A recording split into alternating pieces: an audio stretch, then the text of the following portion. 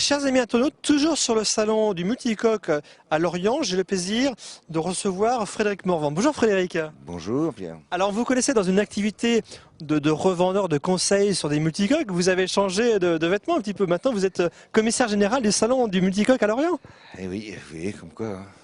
Tout peut arriver. Non, j'ai pas changé, c'est simplement un peu plus de 20 années d'expérience dans le multicoque et j'ai pensé que un salon de multicoque était opportun puisque c'était compliqué de faire voir ces bateaux à terre et qu'on avait ici un écrin absolument admirable pour pouvoir exposer une cinquantaine de bateaux comme on a ici et j'ai été voir les chantiers qui m'ont tous répondu présent et qui sont tous venus nous voir ici.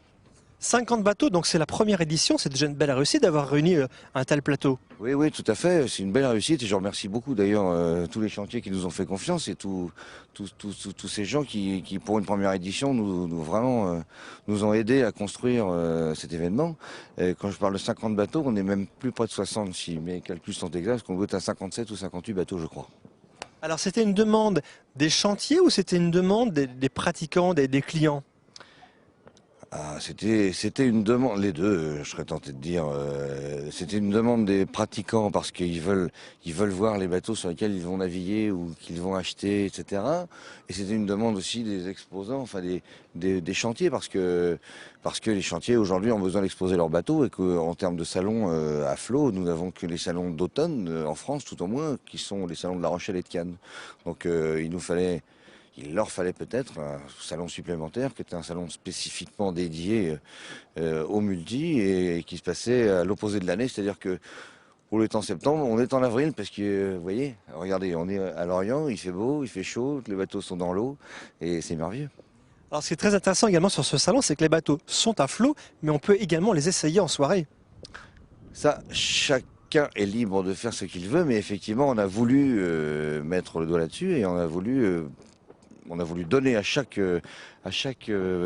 chantier le moyen de pouvoir sortir et de pouvoir faire essayer les bateaux. Alors vous avez des chantiers français, bien sûr, nous sommes en France, mais vous avez également des chantiers sud-africains, anglais, etc. Et en termes de fréquentation, on a une clientèle qui vient sur ce salon qui est vraiment internationale?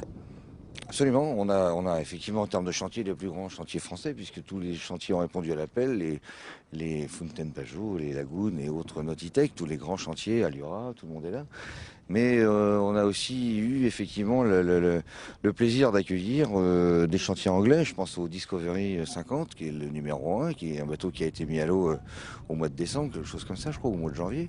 On a les Sud-Africains qui sont venus avec Dean. On a Sansel qui est venu avec son nouveau petit bateau 384, fabriqué effectivement aussi chez Robertson Kane en Afrique du Sud. Donc on a tout un panel de Dragonfly, de bateaux qui sont faits en Europe du Nord, on a des bateaux comme Corsair, qui sont des bateaux étrangers aussi. Donc on a effectivement essayé d'avoir un panel de bateaux très large.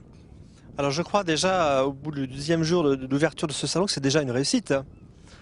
Ça, une réussite, je peux pas vous dire, c'est pas à moi qu'il faudrait poser les questions. Moi, je peux vous dire que c'est une réussite en termes d'organisation, en gros, parce que, et encore, c'est bien, pour moi, c'est pas facile de dire ça, mais l'organisation aujourd'hui a l'air de satisfaire les exposants à flot, a l'air de satisfaire les exposants à terre, aussi bien dans la tente que sur l'esplanade.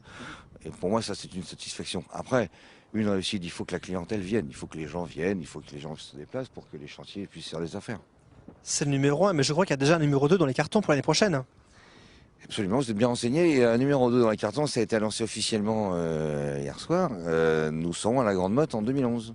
Puisqu'effectivement, l'idée du salon et la philosophie de ce salon, c'est d'alterner la Méditerranée et l'Atlantique. Et comme nous ne voulions pas rajouter 2 dates par an au calendrier qui est déjà assez chargé pour les chantiers, nous avons ajouté une date par an et qui alternera entre l'Atlantique et la Méditerranée. Donc l'Orient pour l'Atlantique.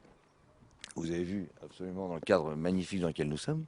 Et puis la Grande Motte qui changera de cadre, parce que c'est pas tout à fait la même chose, mais qui donnera un aspect tout autre au salon et ça nous fera du bien aussi, je crois. Ouais. Frédéric, merci pour toutes ces informations. Je vous en prie. Merci beaucoup. Merci à vous.